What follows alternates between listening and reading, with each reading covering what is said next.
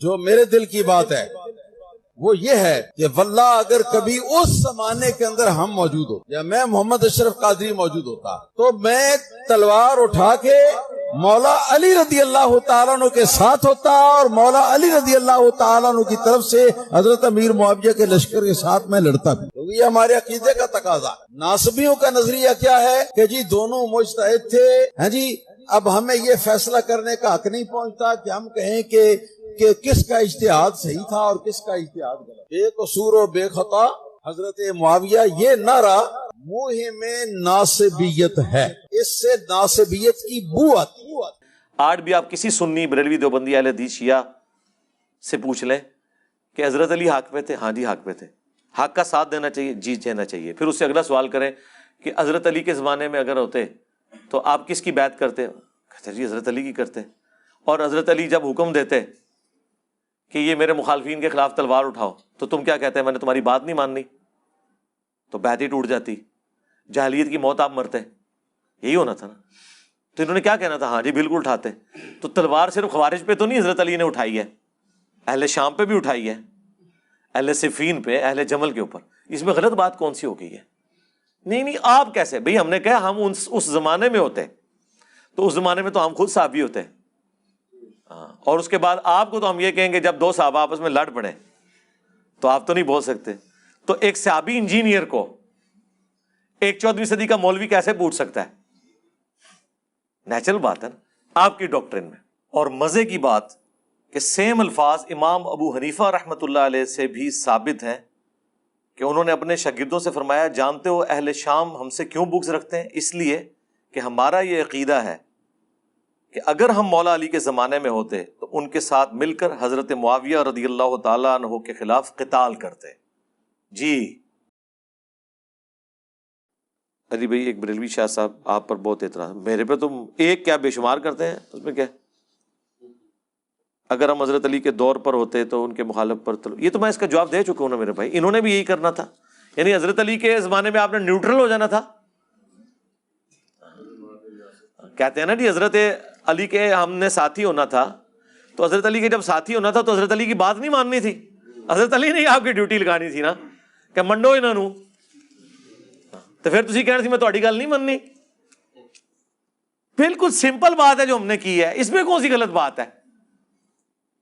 ویسے تو آپ کہتے ہیں میں حضور کے زمانے میں ہوتا تو کبھی قدموں سے لپٹتا، تو کبھی تیری وہ چھڑی ہوتا، تو تیری میں جوتی ہوتا، تو میں مدینے کی ذرے ہوتا اور فلانا ہوتا، اگے بھی ٹورونا، کچھ کرنا کچھ بھی نہیں سی، خالی نعرے مارنے سمجھے۔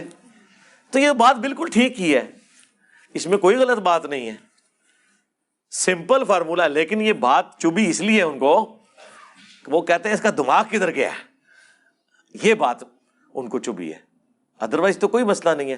آج بھی آپ کسی سنی بریلوی دیوبندی اہل حدیث شیعہ سے پوچھ لیں کہ حضرت علی حق پہ تھے، ہاں جی حق پہ تھے، حق کا ساتھ دینا چاہیے، جی دینا چاہیے۔ پھر اس سے اگلا سوال کریں کہ حضرت علی کے زمانے میں اگر ہوتے تو آپ کس کی بیعت کرتے؟ کہتے جی حضرت علی کی کرتے۔ اور حضرت علی جب حکم دیتے کہ یہ میرے مخالفین کے خلاف تلوار اٹھاؤ تو تم کیا کہتے ہیں؟ میں نے تمہاری بات نہیں ماننی، تو بیعت ہی ٹوٹ جاتی، جاہلیت کی موت آپ مرتے، یہی ہونا تھا نا۔ تو انہوں نے کیا کہنا تھا؟ ہاں جی بالکل اٹھاتے۔ تو تلوار صرف خوارج پہ تو نہیں حضرت علی نے اٹھائی ہے، اہل شام پہ بھی اٹھائی ہے، اہل صفین پہ، اہل جمل کے اوپر۔ اس میں غلط بات کون سی ہو گئی ہے؟ نہیں آپ کیسے بھئی؟ ہم نے کہا ہم اس زمانے میں ہوتے تو اس زمانے میں تو ہم خود صحابی ہوتے، اور اس کے بعد آپ کو تو ہم یہ کہیں گے جب دو صحابہ آپس میں لڑ پڑے تو آپ تو نہیں بول سکتے۔ تو ایک صحابی انجینئر کو ایک 14ویں صدی کا مولوی کیسے پوچھ سکتا ہے؟ نیچرل بات ہے نا آپ کی ڈاکٹرن میں۔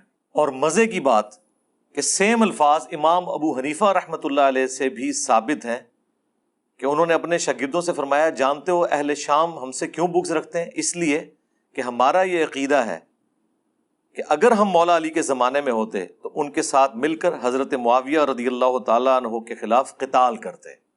جی تو نبی اسلام نے جو کہا میرے اہل البیت کے ساتھ اس نے سلوک کرنا ہے، میں نے وہ پچھلے دنوں اس کے اوپر پوری ویڈیو ریکارڈ کرا دی ہے، تب یہ صاف کر دی ان کی۔ صحیح مسلم 7035 آف کیمرہ جواب دیں۔ نہیں جی میں نے آف کیمرہ وہی کہنا ہے جو ان کیمرہ کہنا ہے منافقین کے نام جب حضرت حذیفہ ابن یمان کو بتائے گئے تو عمار ابن یاسر کو بھی وہ نام نہیں پتا تھے. تو جو نام عمار ابن یاسر کو نہیں پتا وہ نام میں آپ کو کیسے بتا سکتا ہوں؟ تو رازدار رسول تھے نا حذیفہ ابن یمان، ان کو بتائے گئے. اور دوسرا یہ بھی یاد رکھیں، اگر کسی شخص کی موت دوبیلا پھوڑے سے ہوئی ہے، اس کا یہ مطلب نہیں کہ وہ منافق ہے. ہاں، ان منافقین کے بارے میں آیا کہ ان کی موت دوبیلا پھوڑے سے ہوگی، جو صحیح مسلم کی حدیث ہے. یہ نہیں ہے کہ جسے بھی دوبیلا پھوڑا نکلے وہ منافق ہے. اس کو یوں سمجھیں، نبی علیہ السلام نے بخاری مسلم میں خوارج کی نشانی بتائی کہ وہ سر منڈائیں گے. اب اس کا کیا مطلب ہے کہ جو سر منڈائے وہ خوارجی ہو جائے گا؟ نہیں، مولا علی بھی منڈواتے تھے. ابو داؤد میں حدیث ہے، مولا علی کہتے ہیں جب سے میں نے رسول اللہ سے سنا صلی اللہ علیہ وآلہ وسلم، سنن ابی داؤد کے اندر یہ حدیث موجود ہے کہ جس کا غسل میں کوئی بال بھی خشک رہ گیا تو اسے عذاب دیا جائے گا. تو میں نے اپنے سر کے ساتھ دشمنی کی اور سر کے بال منڈوا دیے. مولا علی کی محبت کی وجہ سے ہم خوارج سے نفرت رکھتے ہیں، لیکن جہاں تک سر منڈانے کا سوال ہے وہ مولا علی بھی منڈوا رہے ہیں اور خارجی بھی. لیکن یہ نشانی خوارج کی جو بیان کی، اس کا یہ مطلب قطعا نہیں ہے کہ جو بھی سر منڈائے گا اس کو خارجی کہہ دیا جائے گا. جسے بھی دوبیلا پھوڑا نکلے ضروری نہیں وہ منافق ہوگا. ٹھیک ہے. حذیفہ بن یمان کو نبی علیہ السلام نے فرمایا تھا جب فتنے ہوں گے تو آپ مسلمانوں کی جماعت یا امیر سے چمٹ جانا. جی جی بالکل یہی ہے نا جی. اور حضرت حذیفہ نے یہی نصیحت محمد بن حذیفہ اپنے بیٹے کو کی تھی. انہوں نے تو ساتھ یہ کہا تھا کہ جس طرف حضرت علی ہوں ان کے ساتھ ہونا. تو فتنوں کے دور میں جب امیر موجود ہو، بالکل جب خلفائے راشدین امیر کے طور پہ موجود تھے، ہم یہی کہتے ہیں کہ یہ حدیث اسپیسیفکلی ان کے اوپر فٹ ہوتی ہے کہ جب خلیفہ راشد موجود ہے تو انہیں اپنے 1.5 اینٹ کی مسجد یا پارٹی جتھا لادہ نہیں بنانا چاہیے تھا، مولا علی کی بیعت کرنی چاہیے تھی. اسی لیے مولا علی نے ان کے اوپر جنگیں مسلط کی. بلکہ وہ جنگیں تو حضرت علی پہ انہوں نے مسلط کی کیونکہ وجہ وہ بنے. حضرت علی نے تو قرآن کا حکم پورا کیا ہے کہ جب کوئی مسلمانوں کا گروہ بغاوت کرے تو اس کے خلاف قتال کرو. جی صحیح مسلم میں حدیث ہے جب ایک خلیفہ کی بیعت ہو جائے اور کوئی اور سر اٹھائے اسے قتل کر دو. ٹھیک ہے. اب یہ چیز یزید کے مقابلے پہ حسین پہ اس لیے نہیں لگتی کہ ہم یزید کی بیعت کو اسٹیبلش ہی نہیں مانتے. اس کی بیعت تو تلوار کے زور پہ لی گئی ہے، جبکہ حضرت علی کی بیعت کنسنسس کے ساتھ ہوئی ہے. حضرت علی کو انہی صحابہ نے خلیفہ چنا ہے جنہوں نے ابو بکر عمر عثمان کو چنا ہے. اور پھر جو بخاری میں تفصیلی حدیث ہے 3700 نمبر، جس میں حضرت عمر نے 6 رکنی کمیٹی بنائی تھی، علی، عثمان، طلحہ، زبیر، عبد الرحمن بن عوف اور سعد بن ابی وقاص، اور کہا ان میں سے ایک کو خلیفہ چن لینا. اور اس میں سے بھی حضرت زبیر نے اپنا ووٹ حضرت علی کے حق میں ڈال دیا، حضرت طلحہ نے اپنا ووٹ حضرت عثمان کے حق میں ڈال دیا، حضرت سعد بن ابی وقاص نے اپنا ووٹ حضرت عبد الرحمن بن عوف کے حق میں ڈال دیا. وہ 6 رکنی کمیٹی صحیح بخاری میں آتا ہے، پھر 3 رکنی رہ گئی. اور ان میں سے بھی عبد الرحمن بن عوف نے کہا کہ مجھے تو اس معاملے میں نہیں، میں پہلے 2 خلفاء کے ساتھ بھی وزیر تھا، تم میں سے بھی جو خلیفہ بنے میں اس کے ساتھ وزیر رہوں گا. پھر پیچھے حضرت علی عثمان رہ گئے اور عبد الرحمن بن عوف بن گئے جج. اور دونوں نے کہا کہ آپ جو فیصلہ کریں گے ہم مانیں گے. تو عبد الرحمن بن عوف رضی اللہ تعالیٰ انہوں نے کہا کہ پھر جب میں فیصلہ کروں گا پھر انکار کی گنجائش نہیں ہوگی. انہوں نے کہا ٹھیک ہے. تو انہوں نے کہا پہلے تو میں تمہیں والنٹیئرلی کہتا ہوں تم دونوں میں سے ایک خود بخود سٹیپ ڈاؤن ہو جائے تو دوسرے کو ہم خلیفہ چن لیتے ہیں. تو حضرت عثمان نے کہا کہ نہ میں ہوں گا، حضرت علی نے کہا میں بھی نہیں ہوں گا. اور یہ کوئی لالچ نہیں تھی، وہ یہ سمجھتے تھے دونوں کہ ہم مسلمانوں کی خدمت، انہوں نے اپنی کوئی ذاتیات تو نہیں کرنی تھی. یا جن کی پوری زندگی قربانیوں سے عبارت ہو انہیں کیا تکلیف ہے. حضرت یوسف علیہ السلام تو پیغمبر تھے، انہوں نے بادشاہ وقت کو کہا تھا کہ مجھے وزیر خوراک لگائیں، میں امین بھی ہوں اور اس معاملے کو بہتر طریقے سے چلا سکتا ہوں. تو آپ یہ کہیں گے حضرت یوسف لالچی تھے؟ نہیں، وہ سمجھتے تھے کہ میں اس کام کو بہتر چلا سکتا ہوں. جس طرح ہم نے سمجھا کہ ہم دین کا کام صحیح طریقے سے کر سکتے ہیں، اس کے لیے کسی مسجد میں کسی فرقہ کو جوائن کرنے کی، کسی مدرسہ بنانے کی ضرورت نہیں ہے. یوٹیوب پر ڈالیں گے، رسول اللہ کی امت انشاءاللہ سنے گی اور رسول اللہ کے ساتھ اپنا رشتہ مضبوط کرے گی صلی اللہ علیہ وآلہ وسلم. تو پھر حضرت عبد الرحمن بن عوف نے انٹرویوز لینے شروع کیے، لوگوں میں دیکھا کہ رائے عامہ کیا ہے، ڈیموکریسی، وہی بات، میجورٹی کس کے ساتھ ہے. میجورٹی کا موقف یہ تھا کہ حضرت عثمان کو خلیفہ چنا جائے. اس کی ریزن صرف ایک تھی کہ حضرت عمر کا دور بہت ڈسپلنڈ اور سخت تھا، اور حضرت علی کی طبیعت کا بھی انہیں پتا تھا کہ یہ ایک اور عمر ہم پہ مسلط ہو جائیں گے، تو انسانی طب یہ سختی تو برداشت نہیں کرتی. تو انہوں نے کہا اگر 2 بندے ہیں تو یہ سیف سائڈ ہے کہ حضرت عثمان نرم دل ہیں. پھر ان کی ایج بھی 72 ایئرز اس وقت آلموسٹ ہو چکی تھی، 70 کے قریب تھے، 70 پلس تھے. تو عبد الرحمن بن عوف نے پھر بھی مشورہ کرنے کے بعد حضرت عثمان کو سائڈ پہ لے کے گئے اور کہا کہ مجھے بتاؤ اگر میں علی کو خلیفہ نامینیٹ کر دوں تو کیا تم اس کی بیعت کرو گے؟ حضرت عثمان نے کہا ہاں کروں گا، کیونکہ جج مانا ہے تو ٹھیک ہے، تمہارا رائٹ ہے. پھر حضرت علی کو سائڈ پہ لے کے گئے کہ اگر میں عثمان کو خلیفہ بنا دوں، انہوں نے کہا میں بیعت کروں گا. یہ بخاری کی حدیث بڑی لمبی ہے، 3700. حضرت عمر کی شہادت کا جو واقعہ ہے وہ کچھ حصہ میں نے کربلا والے ریسرچ پیپر میں بھی ڈالا ہے، اور یہ پوری سٹوری کو میں نے 3-4 لائنوں میں نیچے سم اپ بھی کیا ہوا ہے نوٹ لکھ کے. پھر حضرت علی کو عبد الرحمن بن عوف نے کہا کہ لوگ حضرت عثمان کے برابر کسی اور کو اس وقت نہیں سمجھ رہے، تو میں حضرت عثمان کو خلیفہ چنتا ہوں. اور خلیفہ چننے کے بعد انہوں نے حضرت عثمان کے ہاتھ میں بیعت کی. تھوڑی دیر پہلے تو وہ جج تھے، اس کے بعد ظاہر ہے خلیفہ وقت کی بیعت بھی کرنی تھی. اور سب سے پہلے بیعت حضرت علی نے کی. حضرت ابوبکر کی بیعت میں وہ ایشو ہوا تھا 6 مہینے والا، بخاری مسلم میں آتا ہے، لیکن یہاں کوئی ایشو نہیں ہوا. حضرت علی نے بیعت کر لی تو پھر تو ذرا. اب مجھے بتائیں یہ 2 بندے جب بچ گئے تھے، ان میں سے جب ایک شہید ہو گیا، اس کے بعد پھر رائٹ کس کا تھا امت میں کہ وہ خلافت سنبھالتا؟ تو یہ کہنا کہ جی حضرت علی کو ان لوگوں نے خلیفہ چنا جو ان میں سے کچھ لوگ قاتلین عثمان بھی تھے، جی ایسے لوگ بھی تھے، اس لیے کہ ایک ہی بندہ تھا جس کے اوپر حضرت عثمان کے مخالفین بھی کہتے تھے کہ یہ بندہ اپرائٹ ہے، اور حضرت علی کے حامی بھی انہی کو اپرائٹ سمجھتے تھے. اس میں حضرت علی کی کون سی ایسی برائی والا معاملہ ہو گیا؟ آج اگر جسٹس فائز عیسیٰ کی تعریف عمران خان صاحب کر رہے ہیں اور یہ کہہ رہے ہیں ان کے خلاف کیس میں نے نہیں، مجھ سے کسی نے بنوایا تھا، مخالفین تو پہلے ہی کہتے ہیں وہ اپرائٹ جج ہے، تو اس کے اوپر آپ کسی کو ٹانٹ کریں گے؟ تو حضرت علی کو اگر اپرائٹ ان کے حامی اس وقت مانتے تھے اور مخالفین بھی کہتے تھے کہ ہاں یہ بندہ ہے، اور اس سے بڑھ کر وہ 6 رکنی کمیٹی میں آخر میں 2 بندوں میں وہی ایک بچے ہوئے تھے، تو میرے خیال میں تو ضرورت بھی نہیں تھی مشورے کی. لیکن اس کے باوجود آپ دیکھ لیں حضرت علی کی للہیت. اور یہاں میں ایک اور پوائنٹ کلیئر کر دوں. بعض لوگوں نے کہا جی آپ نے یہ جھوٹ حضرت علی پہ باندھ دیا ہے کہ حضرت علی نے پہلے بیعت کی ہے. جھوٹ نہیں باندھا، وہ کہتے ہیں عبد الرحمن بن عوف نے پہلے کی ہے. اے جینا تھا دماغ، ہاں کلپ بنائے ہوئے مولویوں نے میرے خلاف، وہابیوں نے. یار مجھے بتائیں دنیا کی کس قانون میں جج پارٹی ہوتا ہے؟ جج پارٹی ہوتا ہے؟ عبد الرحمن بن عوف جج تھے. عبد الرحمن بن عوف کا حضرت عثمان کی بیعت کرنا پہلے بندے کی بیعت نہیں تھی، کیونکہ وہ تو فیصلہ سنانے والے تھے. پارٹی کون تھا؟ حضرت علی کو خلیفہ بنانے والے اور حضرت عثمان کو خلیفہ بنانے والے، یہ 2 پارٹیاں تھیں. تو سب سے پہلے بیعت پھر حضرت علی کی بنتی ہے. اور حضرت علی کا بیعت کرنا یہ میں نے اس لیے لکھا تھا کہ تاکہ کوئی غالی رافضی اعتراض نہ حضرت عثمان کی خلافت کے اوپر کہ حضرت علی نے اس کو ایکسیپٹ کیا، سب سے پہلے ایکسیپٹ کیا.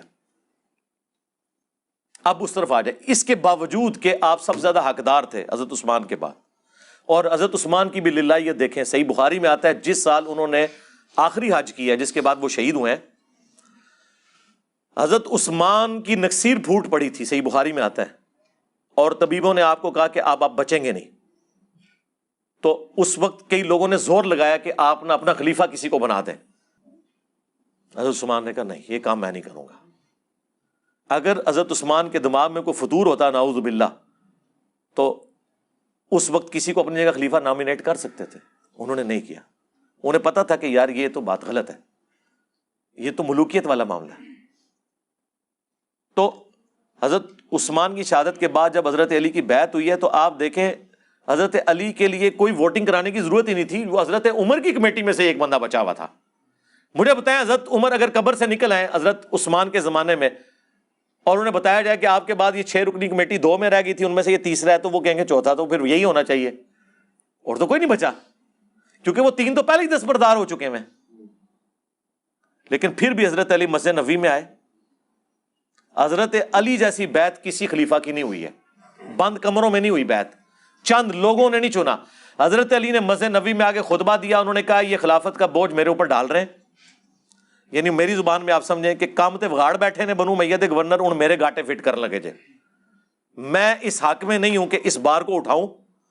تم طلحہ زبیر ان میں سے کسی کو خلیفہ چن لو, کیونکہ عبد الرحمن بن عوف تو فوت ہو چکے تھے حضرت عثمان کے دور میں. سعد ابن ابی وقاص ویسے ہی کوئی انٹرسٹ نہیں رکھتے تھے, وہی ایک اس کمیٹی میں سے تھے. یا سعید ابن زید تھے, ان کو تو حضرت عمر نے بھی کمیٹی میں شامل نہیں کیا عشرہ مبشرہ میں سے, کیونکہ وہ بہنوئی تھے حضرت عمر کے. ان میں سے کسی ایک کو خلیفہ چن لو. میں تینوں خلفاء کے ساتھ وزیر رہا ہوں, میں اس کے ساتھ بھی وزیر رہوں گا. لوگوں نے کہا نہیں حضرت, خود حضرت طلحہ زبیر یہ کہہ رہے ہیں کہ آپ کے لیول کا اس وقت کوئی ہے نہیں ہے کہ جو امت کو سنبھال سکے, کیونکہ جو مخالفین ہیں نا حضرت عثمان کے, وہ بھی آپ کے علاوہ کسی کے اوپر راضی نہیں ہوں گے.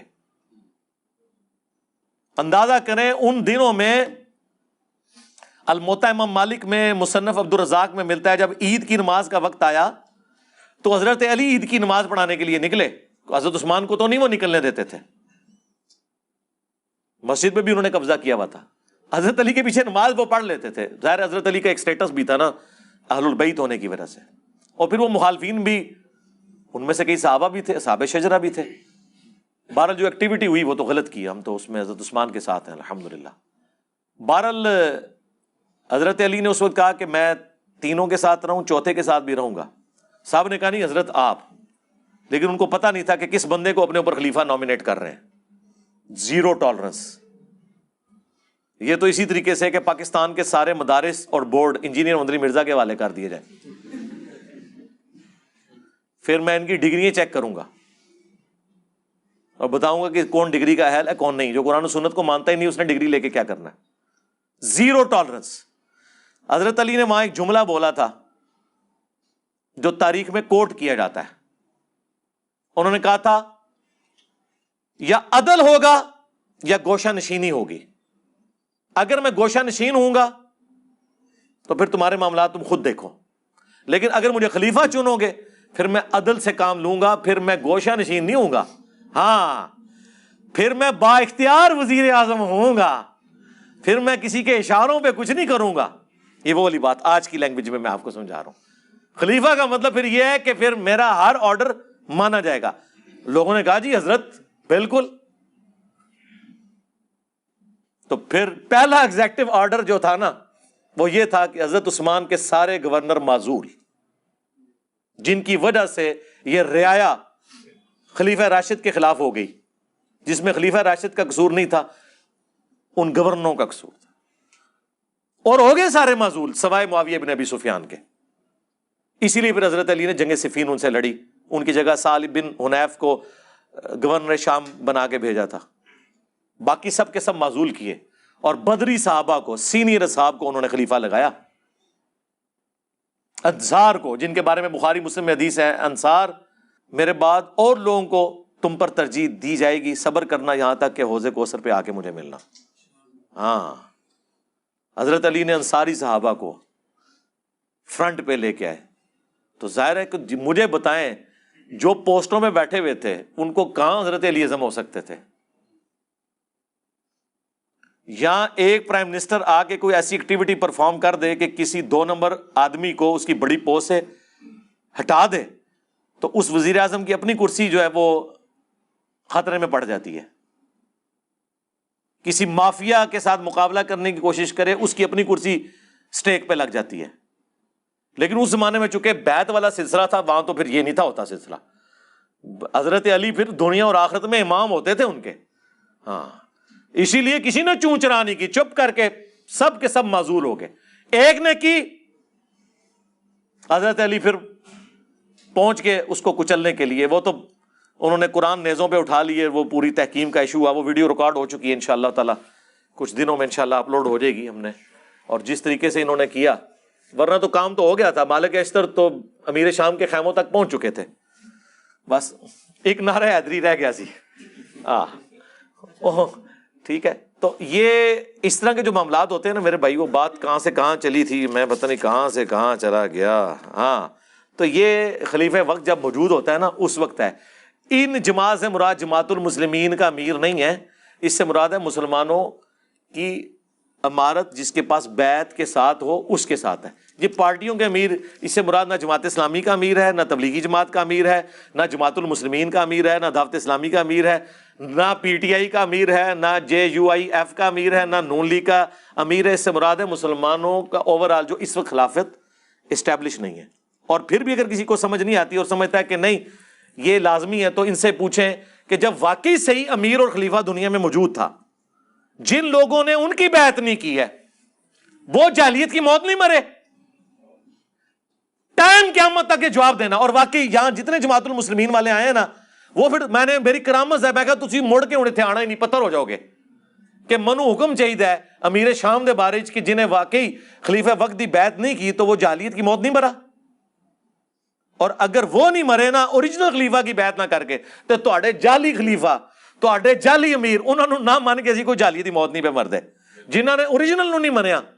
ٹھیک ہے، اور اس میں وہ ظہور احمد فیضی صاحب کی بات ایڈ کروں گا، انہوں نے بڑی پیاری بات کی، خود بریلوی عالم ہے، انہوں نے بریلویوں کو پھکی دی کہ تم لوگ کہتے ہو کہ جو شیخ عبد القادر جیلانی کا پاؤں اپنی گردن پہ نہ مانے وہ اللہ کا ولی نہیں ہے، جو ان کی بیعت کا پٹا اتار دے وہ اللہ کا ولی نہیں ہے، کیونکہ تمام اولیاء کی گردن پہ ان کا پاؤں ہے۔ جو انہوں نے کہانی بنائی ہوئی ہے وہ قصیدہ غوثیہ میں بھی لکھی ہوئی ہے، ہم تو نہیں مانتے۔ انہوں نے کہا کہ جو عبد القادر جیلانی کی بیعت نہ کرے، ان کا پاؤں اپنی گردن پہ نہ مانے، اس کو کہتے ہو کہ تمہاری گردن پہ خنزیر کا پاؤں اور تو مردود بارگاہ۔ اور جو مولا علی کی بیعت نہ کرے، الٹا ان کے خلاف تلوار اٹھائے، او دی گردن ہوتے کس خنزیر دا پیر، وہ تو سوراں دا سور کوئی ہونا چاہیے، کسی وابی دا پیر ہونا چاہیے۔ فیضی صاحب میں نے جواب ڈھونڈ لیا ہے، سور کا پیر ہوگا اس کی گردن پہ جو عبد القادر جیلانی کو پیر نہ مانے، اور جو عبد القادر جیلانی کے پیروں سارے پیروں کا پیر مولا علی ہے، جو اس کی بیعت نہ کرے اس کی گردن پہ وابی کا پاؤں، کیونکہ ہمارے بابا جی کہا کرتے تھے اس سوراں دے سور نے۔ کہنا انہاں بڑیاں دے اخلاص منگو تو بڑے بڑے لوگ ان گداواں نو خیر پا ہی دیں گے۔ چلو جی چلیے، او بھابیاں دی اذان اے تے کڑا دے اے تے سور دے سور چل چلیے۔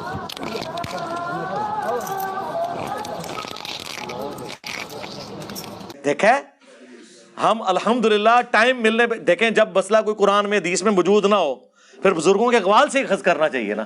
ہاں تو کوئی قرآن حدیث مجھے نہیں ملی تھی تو میں نے پھر خادم رضوی صاحب کے فرامین سے لیا کہ ہاں سور سے کوئی بڑی چیز چاہیے تھی، تو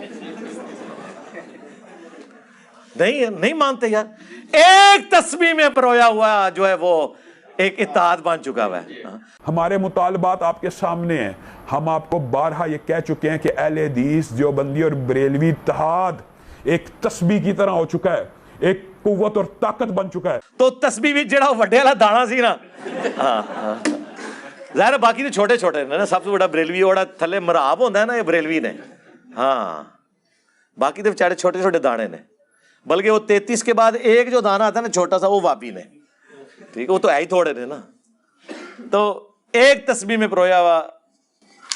چلیے بھائی ایک اس پہ کلیریفائی مزید کر دیں، آپ نے ڈیٹیل بتائی نا، جو حضرت عبد الرحمن بن عوف رضی اللہ عنہ کے جج بننے کا آپ نے بتایا نا سر، اس میں ایک روایت پیش کی جاتی ہے کہ حضرت عبد الرحمن بن عوف رضی اللہ عنہ نے بطور جج فرمایا کہ آپ دونوں میں سے یہ شرط ہوگی کہ آپ سیرت شیخین پہ چلیں گے، سنت شیخین پہ۔ تو حضرت مولا علی علیہ السلام نے فرمایا کہ میں صرف سنت رسول پہ چلوں گا۔ یہ صرف ایسی مطلب ایک ہوائی روایت ہے یا کوئی حدیث ہے؟ بخاری میں تو الفاظ موجود نہیں ہیں، لیکن باقی کتابوں میں ہے ایسی بات، تو یہ کوئی غلط بات تو انہوں نے نہیں کی تھی۔ سیرت شیخین پہ چلنا تو ضروری نہیں تھا نا، سیرت شیخین پہ چلتے تو حج تمتع پہ بندی لگا دیتے۔ تو حضرت علی کا کہنا یہ تھا کہ میں اس چیز کا پابند نہیں ہوں کہ اگر انہوں نے کوئی اپنے زمانے میں ایسے ڈیسیژن کیا تو میں انہیں کنٹینیو کروں۔ یہ بات تو آپ حضرت ابو بکر عمر کے سامنے بھی رکھیں تو وہ بھی یہی کہیں گے، انہوں نے کب کہا کہ آپ نے ہماری سیرت پہ عمل کرنا ہے، ٹھیک ہے۔ یہ تو میرے جیسا ایک بندہ جو گناہگار آدمی ہے، آپ مجھے آگے کہنا کہ جی میں نے آپ کے اوپر نہیں چلنا، میں نے قرآن و حدیث کے مطابق چلنا ہے، تو مجھے تو برا نہیں ماننا چاہیے، قرآن و سنت کو لے کے چلنا ہے نا۔ تو یہ ریزن نہیں تھی جو وہ لوگ کہتے ہیں نا کہ وہ حضرت علی چونکہ ایک تھوڑے ہارڈ لائنر تھے، تو اس وجہ سے لوگ ڈرتے تھے کہ جی شاید کچھ اور ہی نہ ہو جائے مسئلہ. اگر یہی مسئلہ ہوتا تو چوتھے خلیفہ بھی نہ ان کو لوگ مننے دیتے. یہ وجہ نہیں تھی. وجہ وہی تھی جو میں نے آپ کو بتائی ہے. اور یہ غیر مسلم لکھتے ہیں اسلامی تاریخ میں کہ اگر حضرت عمر کے بعد حضرت علی کو خلیفہ چن لیا جاتا تو مسلمانوں کو ایک عمر اور مل جاتا. یہ غیر مسلموں نے اسلامک ہسٹری کے اوپر کامنٹس کیے ہوئے ہیں. ٹھیک ہے. تو بیسیکلی وجہ وہی تھی کہ وہ حضرت عمر والی سختی کو کنٹینیو نہیں رکھنا چاہتے تھے.